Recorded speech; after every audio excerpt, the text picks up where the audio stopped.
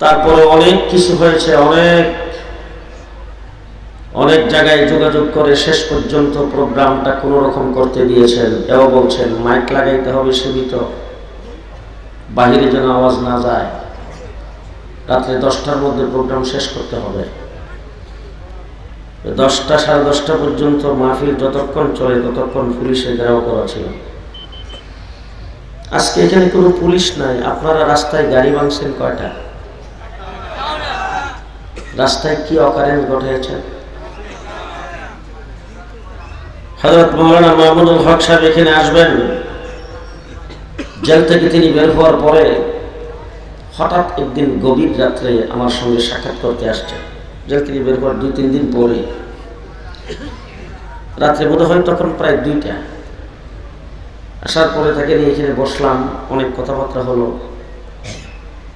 ফজরের নামাজের আগে যখন উনি বিদায় হয়ে যান তখন আমি বলছিলাম যে আপনি তো জেল থেকে বের হয়েছেন, আমার এই মাদ্রাসার ছাত্র শিক্ষকেরা আপনার জন্য কত দোয়া করেছে, কিন্তু তাদের কারোর সঙ্গে আপনার দেখা হলো না। তারা যখন সকালে উঠে জানবে যে আপনি আসছিলেন তখন মন ক্ষুণ্ণ হবে। আপনি যদি একদিন আসতেন, এখানে কোনো প্রোগ্রাম হবে না, আপনি আসবেন, ছাত্রদের সঙ্গে একটু সালাম মুসাফা হবে, আবার এখানে মেশকাত শরীফের দর্শে আপনি একটু বসবেন, ছাত্ররা সামনে বসবে, আপনি একটা হাদিস পড়াবেন, এইটুক শুধু ছাত্ররা আপনাকে একটু দেখবে। বারটা বোধ হয়েছিল ওই দিন বুধবার। উনি বললেন তাইলে আগামী রবিবারে আসি। ঠিক আছে, আসেন। কখন? জোহরের নামাজ এখানে পড়বো, খানা খাই। এইটা আমার মাদ্রাসার পক্ষ থেকে ফেসবুকে শুরু দেওয়া হয়েছে যে মাওলানা মামুনুল হক সাহেব আসবে। কোনো অনুষ্ঠানের ব্যবস্থা করা হয়নি। সকাল 10টায় কালিয়াকুর রাস্তার মোড়ে পুলিশ ব্লক দিয়েছেন, এই বাজারে পুলিশ ব্লক দিয়েছে, রাস্তায় কোনো গাড়ি চলতে দেওয়া হয় না। আমি সকাল 9টার থেকে 9টার সময় মাদ্রাসা থেকে উঠে গিয়েছিলাম আমার দিয়াবাড়িতে, আমার বাসা।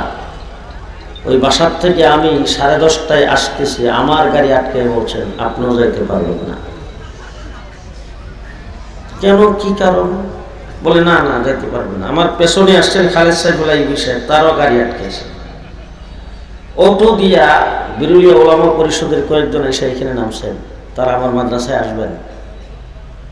তখন বাজে বোধ হয় 11:30 পৌনে 12টা। তাদেরকে বলছে সরে যান, এখানে দাঁড়ানো যাবে না, সরেন। বৃষ্টি পড়তেছিল পেট করে, আমি গাড়ি থেকে নামলাম, একটা কদমও পিছপা হবার এখানে দাঁড়াও। আমাকে বলতেছেন আপনি আপনার মাদ্রাসায় গেলে ওই দিক দিয়ে ঘুরে যান, সাদুল্লাহপুর হইয়া। আমি বললাম কেন? ওই রাস্তা আজকে ব্যবহার করা যাবে না। কেন, কি কারণ? বলে উপরের অর্ডার। আজকে উপর কোথায়? কোথায় উপর? যারা বক্তৃতায় দাঁড়ায় বলতো যে পালাবো না, তারা গেছেন কোথায়? আজকে বলছি আপনাদের সামনে, রিমান্ডে ছিলাম 1.5 মাস। প্রত্যেক দিন আমাকে বলা হতো তুই পাকিস্তানি রাজাকার।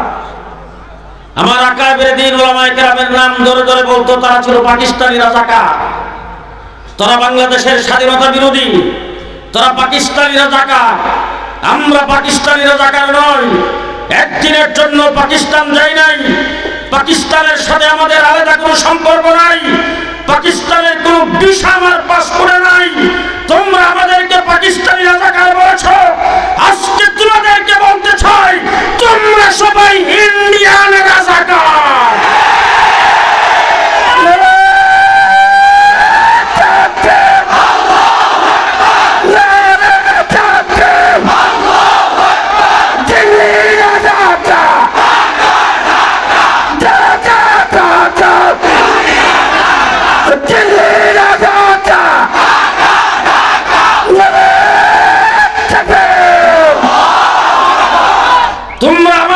পাকিস্তানি রাজাকার বলেছো, আমরা হলাম দেশের দেশপ্রেমিক, তোমরা হলো দেশদ্রোহী। আজকে তোমরা দেশদ্রোহীর ভূমিকা পালন করছো পদে পদে। আমার বাংলাদেশের অত্যন্ত সুরক্ষিত এলাকা শহীদ সচিবালয়ে আগুন কে দিয়েছে? অন্তর্বর্তীকালীন সরকারকে বলবো মাটির নিচ থেকে খুঁজে তাদেরকে বের করতে হবে।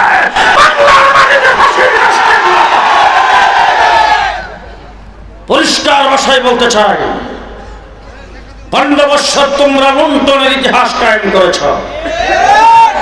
একজন মৌলানা সাহেব, নামদারি একজন মৌলানা সাহেব ছিল, তাদের এমপি, ওনাকে গ্রেফতার করেছেন, তার বাসায় পাওয়া গেছে 30 লাখ। একজন বিচারপতি, নাম বলবো না, বর্ডারের কাছে ধরা পড়ছে, তার ব্যাগের ভিতরে 70 লাখ। একজন লিডারকে ধরতে তার বাসায় গেছেন, তার বাসা তল্লাশি করেছেন, সেই জায়গার ভিতরে লিফটের গর্তের ভিতরে পাওয়া গেছে 400 কোটি। কি পরিমাণ লুণ্ঠন করেছ!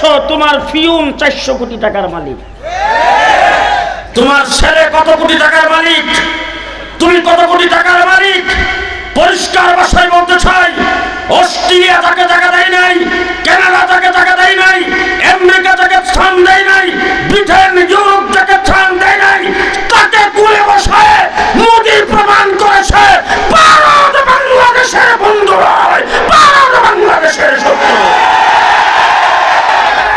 আজকে তোমরা আমাদের দেশের মেয়েটাকে বাইরে গেছে, তোমরা তাকে স্থান দিয়েছো। মেয়ে বাইরে গেছে, এরপরে কি যৌতুক পায়? বাবার বাড়িতে কিছু পায়? ওই বাবা এখন আবার যৌতুকটাও চাও, মেয়েটারে নিছো যৌতুকটাও চাও। ঘটনা কি? 16 তারিখে বক্তব্য দিছ, এটা হিন্দুস্তানের স্বাধীনতা, রক্ত দিলাম আমরা। 1971-এর যুদ্ধে তোমরা সহযোগিতা করেছো, তোমাদেরকে ধন্যবাদ জানাই। 54 বছর। কিন্তু আজকে যেহেতু তোমাদের স্বাধীনতা বলছো, সেই জন্য বলতে চাই, পশ্চিম পাকিস্তানিরা আমাদের দেশে যুদ্ধ করতে খালি হাতে আসে নাই, ভারী অস্ত্র শস্ত্র নিয়ে এসেছিলেন, অতি দামি দামি সম্পদ নিয়ে এসেছিলেন। যুদ্ধে যখন তারা পরাজয় বরণ করেছে, তাদের সমস্ত সম্পদ আমাদের মালিকানা ছিল, তোমরা সব লুণ্ঠন করে নিয়ে গেছো। 54 বছর পর্যন্ত আমাদেরকে পানির অভাবে মারছ, পদে পদে আমাদের দেশটাকে তোমরা ফতুর বানিয়ে দিয়েছে। 15 বছর পর্যন্ত যারা ক্ষমতায় ছিল, দিনের বুট রাত্রে করে তোমাদের প্ররোচনায়, তোমাদের সহযোগিতায়। আজকে তোমরা প্রমাণ করো যে তোমরা আওয়ামী লীগের বন্ধু হতে পারো, বাংলাদেশের জনগণের বন্ধু নয়। ঠিক তবে ঠিক আমার ভাইরা, আমার এই মাদ্রাসায় ছোট্ট একটা প্রোগ্রামে মামুনুল হক সাহেবকে আসতে দেবে না। বাংলাদেশের কত জায়গায় গেলাম, স্টেজের কাছে যাওয়ার পরে বলছে হুজুর স্টেজে ওঠা যাবে না। কথাই বলতা খেলা হবে। 15 বছর খেলার মাঠেই ছিলাম। জেলখানায় যাওয়ার আগে যেই গলায় কথা বলেছি, জেল থেকে বের হয়ে সেই ভাষায় কথা বলেছি। 15 বছর তোমাদের খেলার মাঠে আমরা ছিলাম, কিন্তু তোমরা আমাদের সাথে খেলতে আসছো পুলিশ বাহিনীর অস্ত্রের মাধ্যমে, তোমাদের কোনো শক্তি ছিল না। আজকেই তা প্রমাণ হয়েছে, না হইলে এখন পুলিশ তোমাদের সাথে নেই। আসো দেখি, আসো, কত দানে কত চাউল একটু দেখায় দেওয়া হবে। আসো।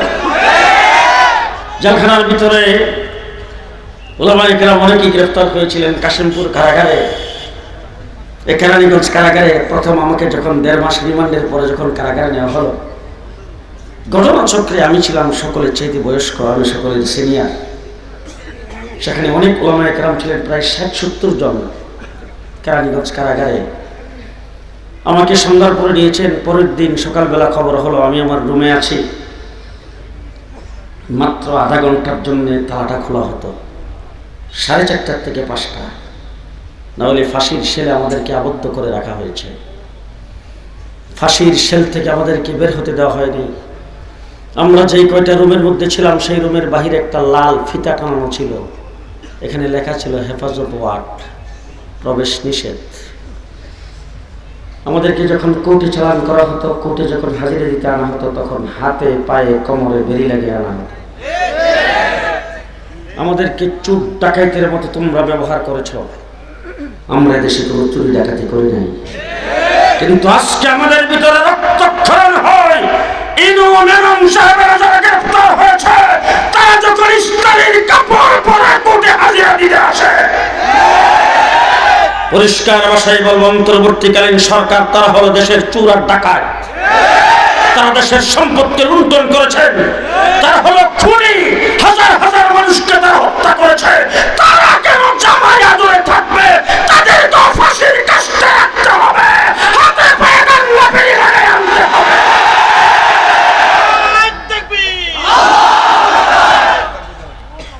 বন্ধুগণ, তখন ওই ওলামায়ে কেরাম আমাকে জড়াইয়া ধরে হু হু করে যখন কান্না শুরু করে দিয়েছে, আমি তখন সেখানে একটা কথা বলেছিলাম, আপনারা নির্যাতিত হচ্ছেন, জেলখানার ভিতরে কষ্ট করতেছেন, আমার মন বলছে এমন একদিন আসবে নাতি লজ্জায় বলবেন আমার দাদা আওয়ামী লীগ করত। আজকে সেদিন আসছে, আজকে সেদিন আসছে, আজ সেই দিন আমাদের সামনে এসেছে। তবে দিনটা যাতে নস্যাৎ হয়ে না যায়, পরাজিত শক্তি যাতে আবার বাংলাদেশে উঠে দাঁড়াইতে না পারে, তারা যেন আবার ইন করতে না পারে। আমরা সবাই ঐক্যবদ্ধ থাকবো ইনশাআল্লাহ। ঠিক কিনা ঠিক বলেন? ঠিক বলেন? গত 15 বছর কোনো মসজিদের ইমামের মেহরাব নিরাপদ ছিল না, কোন মসজিদের খতিবের মিম্বর নিরাপদ ছিল না। গত 15 বছর কোন ওয়াজ মাহফিল ইসলামী সম্মেলনের স্টেজ নিরাপদ ছিল না। এই দেশের কোন আলেম ওলামায়ে কেরামের কণ্ঠ নিরাপদ ছিল না। বাংলাদেশের এমন কোন সেক্টর নাই যেখানে হত্যাযজ্ঞ চালাই নাই। আমার দেশের আওয়ামী লীগ, আমার দেশের বিএনপি, জামাত সহ বিরোধী দল ও পথের যারা ছিল তারা নির্যাতিত হয়েছেন পদে পদে। আমরা তাদের নির্যাতনে দুঃখিত, আপনাদেরকে সহানুভূতি পেশ করি, আপনাদের সাথে আমরা আছি। তবে একটি কথা বলতে চাই, আপনাদের হাজার হাজার কর্মীদের বিরুদ্ধে মামলা হয়েছে, আপনাদের হাজার হাজার কর্মী জেলখানার ভিতরে ছিল, অনেককে ফাঁসির কাস্টে ঝোলানো হয়েছে, ক্রস ফায়ার দিয়ে হত্যা করা হয়েছে, রাস্তাঘাটে মিছিলে হত্যা করা হয়েছে, আপনারা অনেক হত্যা হয়েছেন, আপনাদের অনেকে শাহাদত বরণ করেছেন। তবে বুকে হাত দিয়ে আপনাদেরকে জিজ্ঞেস করতে চাই, 15 বছর আপনারা যত নির্যাতিত হয়েছেন, সবচাইতে বেশি নির্যাতিত শাপলা চত্বরে আমরা হয়েছি। এক রাত্রে আমার শাপলা চত্বরে আলেম ওলামায়ে কেরামের তাহাজ্জুদরত ঘুমন্ত জিকিররত আলেম ওলামায়ে কেরামের উপরে 1,54,000 গুলি চালানো হয়েছে। আজকে পিলখানায় হত্যাকাণ্ডে 57 জন আর্মি অফিসার সহ 83 জন সেখানে নিহত হয়েছেন, তারা শাহাদত বরণ করেছেন। তাদের হত্যাকাণ্ডের বিচার আমরাও চাই, তাদের হত্যাকাণ্ডের বিচার হতে হবে। বাংলাদেশে যদি বুদ্ধিজীবী হত্যার বিচার হয়ে থাকে, বাংলাদেশে 57 জন আর্মি অফিসার এই দেশকে পঙ্গু করার জন্য, দেশটাকে পরাধীন বানাইবার জন্য 57 জন আর্মি অফিসারকে স্বাধীনতা বিরোধী হিসাবে হত্যা করে তাদেরকে লাশ বানানো হয়েছে। এই 57 জন আর্মি অফিসারের এক একজনের পক্ষ থেকে, হাসিনার এক একজনের পক্ষ থেকে এক একটা করে ফাঁসি হবে। 57 জন আর্মি অফিসারের বিচার আমরাও চাই, তাদের জন্য কমিশন গঠন করা হয়েছে।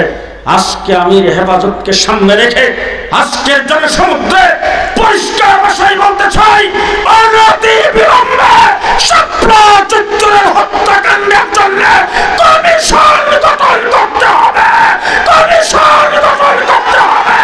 কে কে রাজি আছেন হাত তুলে দেখান। ফাঁসি ফাঁসি ফাঁসি চাই, ফাঁসি হাসিনার ফাঁসি চাই, ফাঁসি ফাঁসি ফাঁসি চাই, খুনিদের ফাঁসি চাই।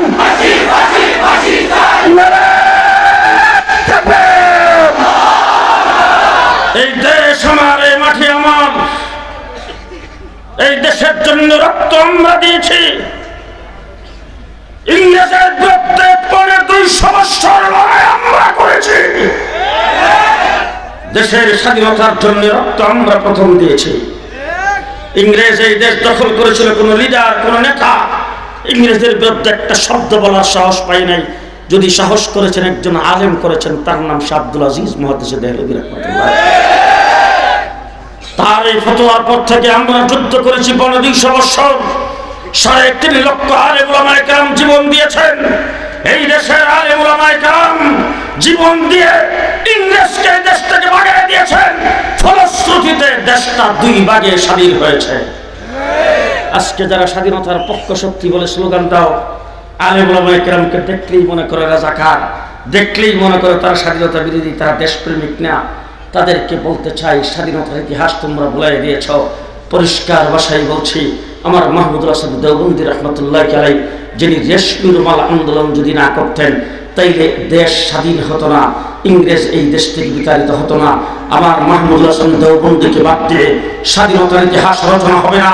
যদি পাকিস্তানের 1947 সনের স্বাধীনতার ইতিহাস রচনা করতে চাও, আমার হুসাইন আহমদ মাদানিকে বাদ দিয়ে স্বাধীনতার ইতিহাস রচনা হবে না। যিনি করাচিতে 146 ধারা ভঙ্গ করে হাজার হাজার মানুষের সামনে তিনি বুক টান করে আস্তিনের বোতাম খুলে দিয়ে তারপরে তিনি সেখানে বক্তব্য রেখেছিলেন।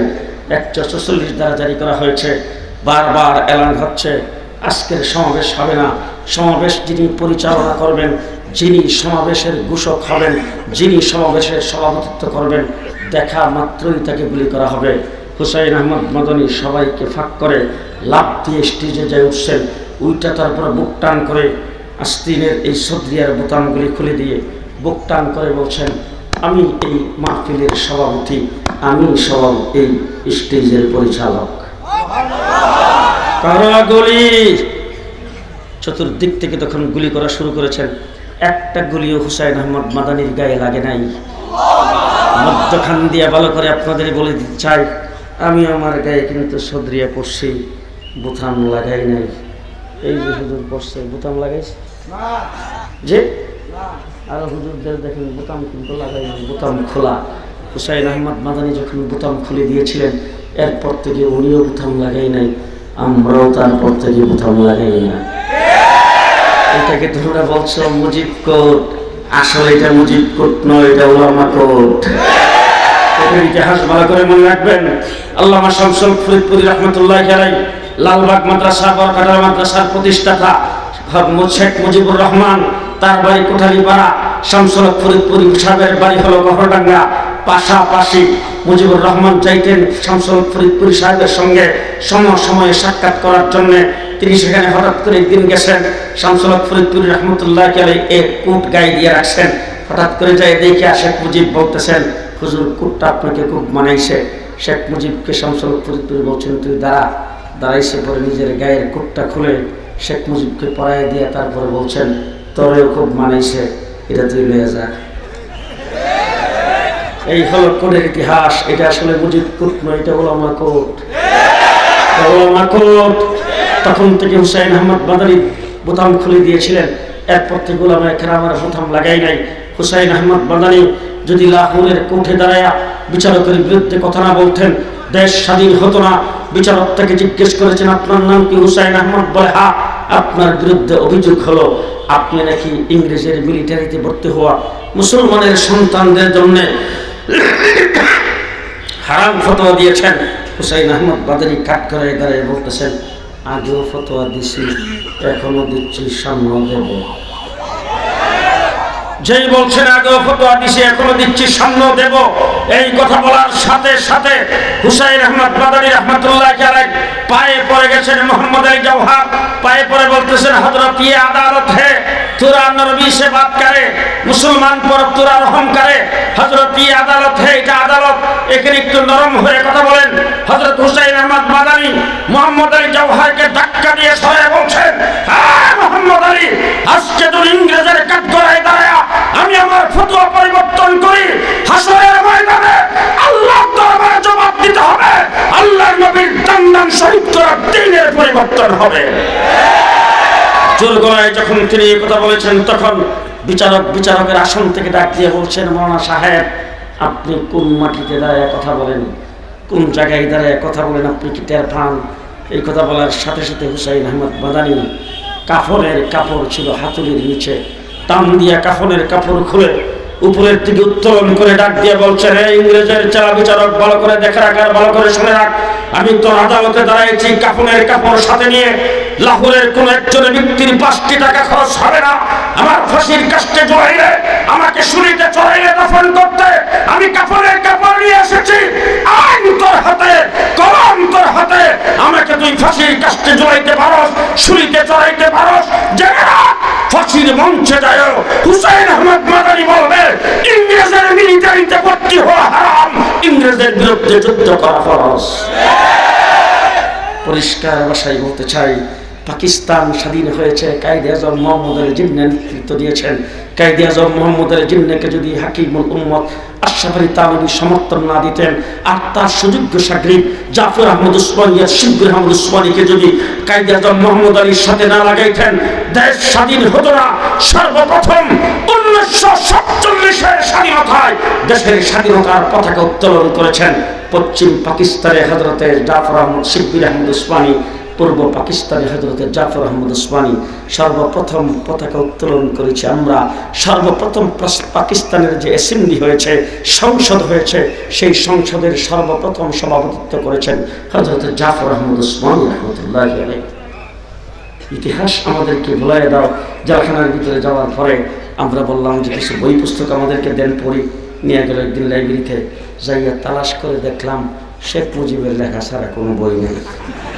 জিজ্ঞেস করলাম ঘটনাটা কি? বলে হুজুর সব বইখান থেকে উঠে নিছে, বঙ্গবন্ধুর বইগুলি রাখছেন। এগুলি পড়ে দেখলাম মিথ্যা কাকে বলে। সমস্ত মিথ্যা ইতিহাস আমার দেশের মানুষকে পড়ায়া ইতিহাসকে ভুলাই দিতে চাচ্ছ। এখন নতুন ইতিহাস আমরা সামনে রচনা করব। দেশ স্বাধীন হয়েছে। শেষ কথা আমি আপনাদের সামনে বলতে চাই, হযরতকে বসায় রাখছি, এটা ঠিক হচ্ছে না। তারপরও আপনাদেরকে একটা জিনিস স্মরণ করাই দিতে চাই, যারা না জানেন তাদেরকে জানাইতে চাই, আমাদের দেশটা কি দেশ? বাংলাদেশ। আমাদের ভাষা কি? আমরা জাতে কি? আমরা জাতে বাঙালি, ভাষা বাংলা। আমাদের পার্শ্ববর্তী একটা জায়গা আছে ইন্ডিয়ার পশ্চিমবঙ্গ, সেই জায়গাটার নাম হলো কলিকাতা। কলিকাতার ভাষা কি? বাংলা। তারা জাতে কি? আসতে কর বাঙালি। তাহলে তারাও বাঙালি, আমরাও বাঙালি। তারাও বাঙালি, আমরাও বাঙালি। তারাও বাংলা ভাষায় কথা বলে, আমরাও বাংলা ভাষায় কথা বলি। এই জন্য তসলিমা নাসরিন বলছিল এপার বাংলা ওপার বাংলা, বর্ডারটা তো উঠাই দিলেই চলে। তাহলে তারাও বাঙালি, আমরাও বাঙালি। তারাও বাংলা ভাষায় কথা বলে, আমরাও বাংলা ভাষায় কথা বলি। এবার আপনারা আমার প্রশ্নের জবাব দেন তো, কলিকাতা হলো হিন্দুস্তানের অংশ আর আমরা হইলাম পাকিস্তানের অংশ 1947-এ। এবার আমরা পাকিস্তানের অংশ হওয়ার কারণটা কি? বাংলা ভাষাভাষী হিসাবে তাদের সঙ্গে আমরা হিন্দুস্তানের অংশ হইলাম না কেন?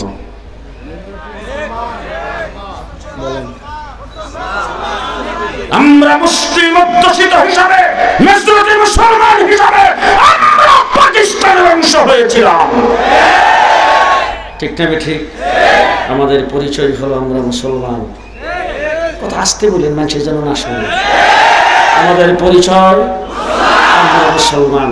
1947 সনে দ্বিজাতি তত্ত্বের ভিত্তিতে মুসলিম অধ্যুষিত মেজরিটি মুসলমান হিসাবে আমরা স্বাধীনতা অর্জন করেছি। আমাদের জায়গাটা হয়েছে পূর্ব পাকিস্তান। পশ্চিম পাকিস্তানিরা আমাদের উপর অবিচার করেছে, অত্যাচার করেছে, আমাদের অধিকারের উপর হস্তক্ষেপ করেছে। এই জন্য আমরা যখন মুসলিম হয়েছি, মুসলিমের লড়াই 1971 সনের জালেমদের বিরুদ্ধে লড়াই করে 9 মাসে আমরা স্বাধীনতা অর্জন করেছি। কয় মাস? কয় মাস? এবার জিজ্ঞেস করতে চাই, একটু কাশ্মীরের দিকে তাকান তো। স্বাধীনতা যুদ্ধ করে 70 বছর হয়েছে স্বাধীন? জি। আসামের দিকে তাকান, 40 বছর যাবৎ স্বাধীনতা যুদ্ধ করতেছে, হয়েছে স্বাধীন? ত্রিপুরার দিকে তাকান, 40 বছর পর্যন্ত স্বাধীনতা যুদ্ধ করতেছে, হয়েছে স্বাধীন? তাহলে তারা 40 বছর 70 বছর যাবৎ স্বাধীনতা যুদ্ধ করার পরও স্বাধীন হইতে পারল না কেন? হিন্দুস্তানের অংশ হওয়ার কারণে। আর আমরা পাকিস্তানের অংশ হওয়ার কারণে মাত্র 9 মাসে স্বাধীনতা অর্জন করেছি। পরিষ্কার ভাষায় বলতে চাই, আমরা যদি হিন্দুস্তানের অংশ হতাম 70 বছর লড়াই করে স্বাধীনতা অর্জন করতে পারতাম না। 71-এ 9 মাস যুদ্ধ করে স্বাধীনতা অর্জন করেছি মুসলমান হওয়ার কারণে।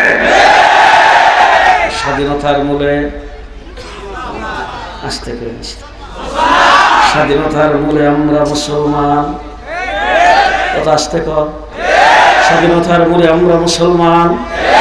এই লেডি প্রধানমন্ত্রী ক্ষমতায় এসে মুসলমান রাষ্ট্র, মুসলিম অধ্যুষিত দেশ, সেই হিসাবে আমাদের দেশের সংবিধানে ছিল আল্লাহর উপর পূর্ণ আস্থা ও বিশ্বাস। উনি ক্ষমতায় এসে সেটাকে দিয়েছেন কাইটা। হাই হাই, 2 বছর জেলখানার থেকে বের হওয়ার পরে আমার ছেলেদের সাথে স্বরাষ্ট্রমন্ত্রী বারবার যোগাযোগ করতেছে। হ্যাঁ, 2-3 দিন 4 দিন হয়ে গেছে, এখন আমার সঙ্গে দেখা করো না। ঘটনা নাকি? আমার ছেলেরা আমাকে অ্যাম্বুলেন্সে নিয়ে গেছে ওই সচিবালয় হাসপাতাল থেকে। সেখানে যাওয়ার পরে একমাত্র আমি আর আমাদের কাউকে রাখে নাই। তাদের সমস্ত বাহিনীর প্রধান, গোয়েন্দাদের সব প্রধান নিয়ে তারা 20-25 জন আমাকে ঘেরাও করে রুদ্ধদ্বার কক্ষে আমাকে নিয়ে বসছেন। স্বরাষ্ট্রমন্ত্রী আমার সামনে বৈশা ওয়াজটা যে দিছে, হ্যাঁ এত বড় ধার্মিক মহিলা পাইবেন কো? মাথার কাপড়টা কোনোদিন ফালায় না, এতটুকু পর্যন্ত ব্লাউজ পরে, তারপরে 5 ওয়াক্ত নামাজ টাইম মতো পড়ে, তাহাজ্জুদ কোনোদিন কাজা করে না, ফজরের নামাজের পরে কোরআন তেলাওয়াত না করে কোনো কামই নেই। ঘটনাটা কি? তখন তারা যখন এই কথাগুলি বলতেছিল তখন আমার ওই আয়াতটা, কোরআন শরীফের ওই আয়াতটা বারবার খালি বলা হইতেছিল, ওয়া মিনান নাসি মান ইয়াকুলু আমান্না বিল্লাহ ওয়া বিল ইয়াউমিল আখির। আচ্ছা আপনারা বলেন তো দেখি, যারা আল্লাহর উপর ঈমান আনছে, যারা আখিরাতের উপর ঈমান আনছে, তারাই তো ঈমানদার, তারাই তো মুসলমান। এবার আল্লাহ কি সার্টিফিকেট দেয়? ওয়া মা হুম বিমুমিনিন, আল্লাহ বলেন তারা মুমিন না, তারা মুমিন না, কারণ তারা মানুষকে ধোঁকা দেওয়ার জন্য এই কাজগুলি করেছে। يخادعون الله والذين آمنوا وما يخدعون إلا أنفسهم وما يشعرون। আল্লাহ রাব্বুল আলামিন বলেন এরা আসলে আল্লাহকেও ধোঁকা দিতে চায়, মুমিনকেও ধোঁকা দিতে চায়। আসলে আল্লাহকেও ধোঁকা দিতে পারে নাই, মুমিনকেও ধোঁকা দিতে পারে নাই, তারা নিজকে নিজে ধোঁকা দিয়েছেন। ঠিক না ঠিক? এই আয়াতটা বারবার বড় হইতেছিল। এবার আমি জিজ্ঞেস করতে চাই, গণভবন তো দখল করেছে জনগণ, সেখানে ঢুকছে, ঢুকার পরে মদের বোতল ঠিকই পাওয়া গেছে, নামাজের মুসল্লাও পাওয়া যায়নি, কোরআন শরীফও পাওয়া যায়নি। তারা কি বোঝা গেল? কি বোঝা গেল? পদে পদে দেশ থেকে ইসলামকে উৎখাত করার জন্য, এই দেশ থেকে ইসলামকে শেষ করার জন্য পদে পদে কাজ করেছ। গত 15 বছর এমন কোনো কাজ নাই ইসলামকে এই দেশ থেকে উৎখাত করার জন্য করে নাই। শিক্ষা ব্যবস্থা থেকে ইসলামকে বাদ দিয়ে নাস্তিকার ভুট্টাদের শিক্ষা বাংলাদেশে চালু করেছ, ইসলামী শিক্ষার গুড়া কর্তন করেছ। ঠিক না ঠিক? তাদের নামের সাথে ছিল মুসলিম লীগ, মুসলিম শব্দ কেটে দিয়েছেন। নজরুল ইসলাম হল থেকে ইসলাম কাইটা নজরুল হল, সলিমুল্লাহ মুসলিম হল থেকে মুসলিম শব্দ কাইটা সলিমুল্লাহ হল। ইসলাম শব্দের সাথে তাদের এত বিদ্বেষ। ঠিক না ঠিক? আলেম ওলামায়ে কেরামের প্রতি তাদের বিদ্বেষ। আলেম ওলামায়ে কেরামকে জেলখানার ভিতরে বৎসরের পর বৎসর রেখেছ। এখনো অনেক আলেম ওলামায়ে কেরাম জেলখানার ভিতরে আছে। তারা কারা? যারা শাতিমে রাসূলকে হত্যা করেছে। আল্লাহর নবী সাল্লাল্লাহু আলাইহি সাল্লামকে যদি গালি দেয়, আপনি যদি শুনেন, আপনার অন্তরে রক্তক্ষরণ হবে কিনা? আপনার অন্তরে ব্যথা লাগবে কিনা? কম না বেশি? কম না বেশি? পরিষ্কার ভাষায় বলে যাচ্ছে, আলেম ওলামায়ে কেরামকে সাক্ষী রেখে আল্লাহর নবীকে যদি কোনো ব্যক্তি গালি দেয়, আল্লাহর নবীকে যদি কেউ কটূক্তি করে, আপনার অন্তরে যদি ব্যথা না লাগে, আপনি মুসলমান নয়, মুসলমান নয়। ঠিক না ঠিক? গুজরাটে যখন মোদি মুসলমানদেরকে হত্যা করে, কাশ্মীরে যখন মুসলমানদের উপর গুলি চালায়, মুসলমানদের রক্ত যখন ঝরতেছে, আমরা যখন কাশ্মীরের পক্ষে মিছিল করি, তখন কাওয়া কাদের বলে এটা আভ্যন্তরীণ বিষয় ভারতের। আমরা পরিষ্কার ভাষায় বলছি, আজকে যদি ভারতের কোনো একজন মুসলমানের গায়ে আচর লাগে, এটা মুসলমানদের, এটা ভারতের আভ্যন্তরীণ বিষয় নয়, এটা মুসলিম উম্মার বিষয়। ঠিক না ঠিক? মুসলিম উম্মার বিষয়। মিস্টার মোদি সাহেব আমাদের দেশ থেকে দখল করে নেবেন, নানান ধরনের পাইতারা শুরু করে দিয়েছেন। আবার 16 তারিখে বলছেন যে দেশটা হিন্দুস্তানের বিজয়। এই কথা বলে আপনি কি ভাবছেন হাসিনাকে পুলে বসায়া দেশটা দখল করবেন? সাবধান, একটু আফগানিস্তানের দিকে তাকাইবেন। বিশ্বের সবচাইতে বড় পরাশক্তি আমেরিকাকে ব্যাম্পাস করে বিদায় করে দিয়েছেন। মিস্টার মোদি সাহেবকে বলবো, আপনার দুটিটা সামলান, দুটি সামলান। নতুবা জানিয়ে রাখেন, আপনার দেশ বড়, আপনার সৈন্য বেশি, আপনার জনগণ বেশি, আপনার পেটের ভিতরে আমরা আছি। আপনি যদি বাংলাদেশের দিকে চোখ তুলে তাকান, আপনার শক্তি কত সেটা দেখার টাইম আমাদের নাই। আমরা উচিত জবাব দিয়ে ছাড়বো ইনশাআল্লাহ। আপনারা প্রস্তুত আছেন তো? প্রস্তুত আছেন তো ইনশাআল্লাহ? আছেন না প্রস্তুত? আমরা মুহাম্মদ রাসূলুল্লাহ সাল্লাল্লাহু আলাইহি ওয়াসাল্লামের উম্মত, শাপলা চত্বরে আমরা রক্ত দিয়েছি আল্লাহর নবীর ইজ্জত রক্ষার জন্য, ঠিক কিনা বলেন? সুতরাং আমাদের ইতিহাস হলো রক্ত দেওয়ার ইতিহাস। রক্ত আমরা যত দিতে পারি অত আর কেউ দিতে পারে না। বলেন পারে? দেশের জন্য রক্ত প্রয়োজন, আবার দেব। আজকে অন্তর্বর্তীকালীন সরকারকে বলতে চাই, শাপলা চত্বরের রক্তের উপরে দাঁড়িয়ে আপনারা ক্ষমতায়, আপনাদেরকে কারো দালালি করার জন্য ক্ষমতায় বসানো হয় নাই, কাউকে আপনারা ভালোবাসার জন্য ক্ষমতায় বসানো হয় নাই। পরাজিত শক্তি যারা বাংলাদেশ থেকে বিতাড়িত হয়েছে, যারা 15 বছর পর্যন্ত রক্তপাত ঘটিয়েছে, আমার ভাইদের উপরে গুলি চালিয়েছেন, শাপলা চত্বরে আলেম ওলামায়ে কেরামের উপরে গুলি চালিয়েছে, 57 জন আর্মি অফিসারকে হত্যা করেছে, তাদের সঙ্গে কোন প্রকার সহানুভূতি দেখাবেন, আবার আপনাদের বিরুদ্ধে আমাদের আন্দোলন হবে, সংগ্রাম হবে।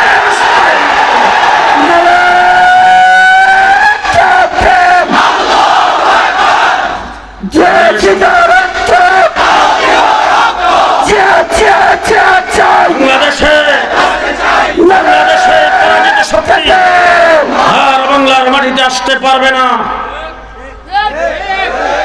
আমরা দেশেরও পাহারাদার, দিন ইসলামেরও পাহারাদার। ভালো করে ইতিহাস মনে রাখবেন। শেষ কথা বলতে চাই, দেশ যখন পূর্ব পাকিস্তান, আইয়ুব খান ফ্যামিলি প্ল্যানিং আইন জারি করেছেন, এই দেশের উলামায়ে দেওবন্দ আইয়ুব খানের বিরুদ্ধে মোকাবেলা করেছেন। আল্লামা শামসুল হক ফরিদপুরি রাহমাতুল্লাহ আলাইহির নেতৃত্বে দেশ স্বাধীন হওয়ার পরে রাষ্ট্রীয়ভাবে এদেশ থেকে ইসলামকে মুছে ফেলার ষড়যন্ত্র শুরু হয়েছে। উলামায়ে কেরাম মোকাবেলা করেছেন। হাফিজ হুজুরের নেতৃত্বে যখন শিখা চিরন্তন জেলে এদেশের মানুষকে মুশরিক বানাইতে চেয়েছে, উলামায়ে কেরাম মোকাবেলা করেছেন। শাইখুল হাদিস আল্লামা আজিজুল হকের নেতৃত্বে তসলিমা নাসরিন যখন কুরআন পরিবর্তনের কথা বলেছেন, আমরা মোকাবেলা করেছি। বাইতুল মুকাররমের খতিব উবাইদুল হকের নেতৃত্বে হাইকোর্ট থেকে যখন 2 জনের বিচারপতি ফতোয়ার বিরুদ্ধে রায় দিয়েছে, আমরা মুফতি আমিনের নেতৃত্বে তার মোকাবেলা করেছি। শাহবাগে নাস্তিকা মুরতাদরা একত্রিত হয়ে যুদ্ধ অপরাধীদের বিচারের দাবিতে যখন আল্লাহ রাসূলকে নিয়ে কটূক্তি করেছে, আল্লামা আহমদ শফীর নেতৃত্বে শাপলা চত্বরে রক্ত দিয়ে আমরা তার মোকাবেলা করেছি। 2021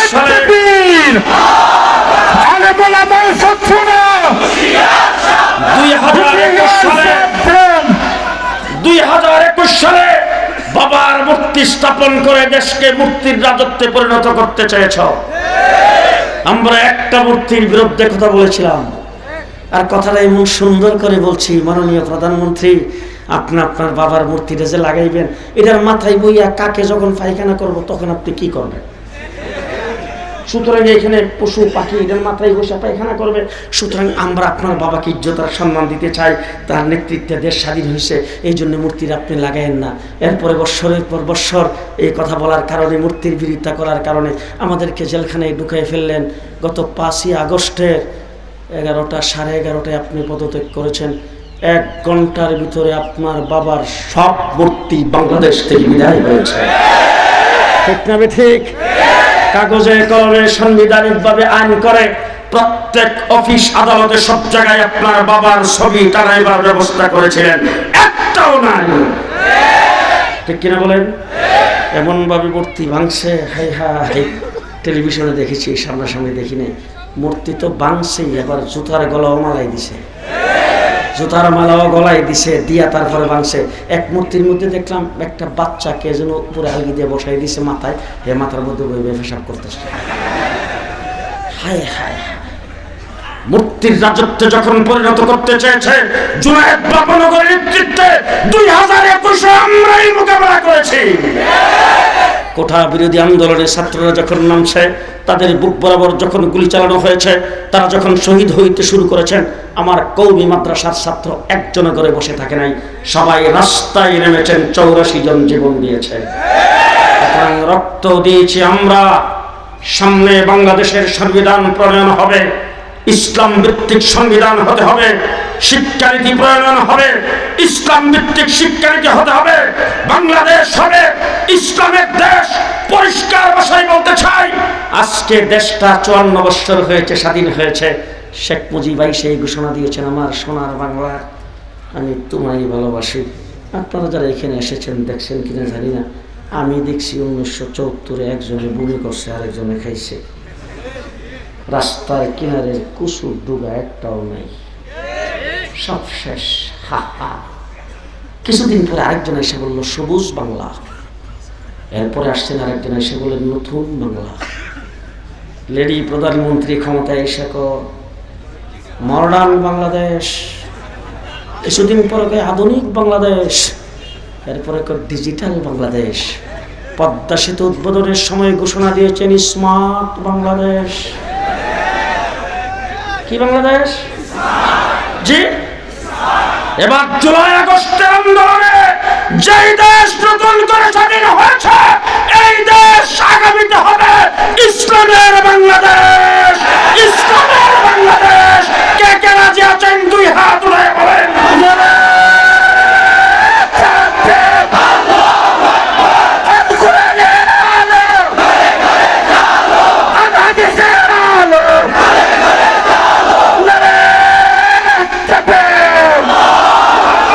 বাংলাদেশকে ইসলামের বাংলাদেশ করার জন্য আবার যদি আমির হেফাজত 17 ডাক দেয়, আপনারা কি সেখানে যাইতে প্রস্তুত আছেন তো ইনশাআল্লাহ? প্রস্তুত আছেন তো ইনশাআল্লাহ? আমি আপনাদের কাছে ক্ষমার প্রার্থী, অত্যন্ত দুঃখের সাথে কথাগুলি বলছি, দুঃখের সাথে কথাগুলি বলেছি। 15টা বছর পর্যন্ত ঠিক মতো কোনোদিন বাসায় ঘুমাইতে পারিনি। 1.5 মাস রিমান্ডে আমাকে যা করা হয়েছে, কতবার যে কালো কাপড় দিয়ে চোখ বাঁধছে, 27 পৃষ্ঠা আমার জবানবন্দি লেখছে, সব মিথ্যা আইনা। তারপরে আমাকে 20-25 জন একত্রিত হয়ে বলছে সই করতে হবে। আমি সেখানে তখন বলেছিলাম আপনাদের শেষটা আমার জানা আছে। একজন অফিসার বলছেন কি শেষ জানা? আমি বললাম করস ফায়ার। আপনাদের শেষটা তো হলো করস ফায়ার, এটা আমার জানা আছে, আমি যাই নিয়ে আসছি, যাই নিয়ে আসছি। তবে প্রত্যেক দিন বাসার থেকে সকালবেলা বের হয়ে যেতাম, সবার কাছ থেকে বিদায় নিয়ে আসি কিনা সন্দেহ। পরিষ্কার ভাষায় বলছি, 15 বছর পর্যন্ত নির্যাতন তোমরা করেছ। বাংলাদেশের প্রত্যেকটা সেক্টরের মানুষ নির্যাতিত হয়েছে। আজকে যারা ক্ষমতায় আছে, যদি আপনারা ফেল করেন, বাংলাদেশ ফেল করবে। সুতরাং আপনারা ঠিকঠাক মতো কাজ করেন। পরাজিত শক্তির প্রতি কোনো সহানুভূতি দেখানো যাবে না। মাটির নিচ থেকে হলেও তাদেরকে ধরে বিচারের কাঠগড়ায় দাঁড় করাইতে হবে। ঠিক কিনা বলেন? আপনাদের সকলের কাছে ক্ষমার প্রার্থী। আপনারা আমার এই ছোট্ট মাদ্রাসাটার প্রতি খেয়াল রাখবেন। এই জায়গাটা খ্রিস্টান পল্লী, এখানে আমি জায়গা খরিদ করে মাদ্রাসা করেছি। আল্লাহ যেন মাদ্রাসাটাকে দ্বীনের মার্কাজ হিসেবে কবুল করে। আপনাদের সকলের কাছে দোয়া চাই। আজকে মাহফিলটা মাদ্রাসার ভিতরে প্যান্ডেল হয়ে যাইতো, বাসটা সব লাগিয়ে ফেলছিল। আমি বলছি না, প্যান্ডেলটা এখানে করো। কি কারণ? আপনারা যারা আসবেন, আপনাদের কদম এখানে পড়বে। আল্লাহ যেন জায়গাটাকে মাদ্রাসার জন্য মিলিয়ে দেয়। সবাই বলেন আমিন। এবং সহজে দ্রুত সময়ের ভিতরে আল্লাহ যেন মাদ্রাসার জন্য জায়গাটা মিলিয়ে দেয়। এই জায়গাটা মাদ্রাসার জন্য হলে আশেপাশে আরো জায়গা আছে, আমার চিন্তা ভাবনা আছে এখানে একটা দ্বীনের মার্কাজ প্রতিষ্ঠা করা। আল্লাহ যেন তৌফিক দান করেন, আল্লাহ যেন কবুল করেন। সকলে বলেন আমিন।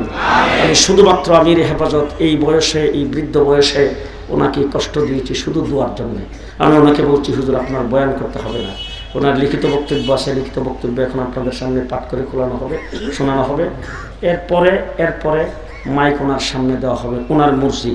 উনি যদি কোনো কথা আপনাদের সামনে বলেন আলহামদুলিল্লাহ, আর যদি না বলেন দোয়া করেন আলহামদুলিল্লাহ।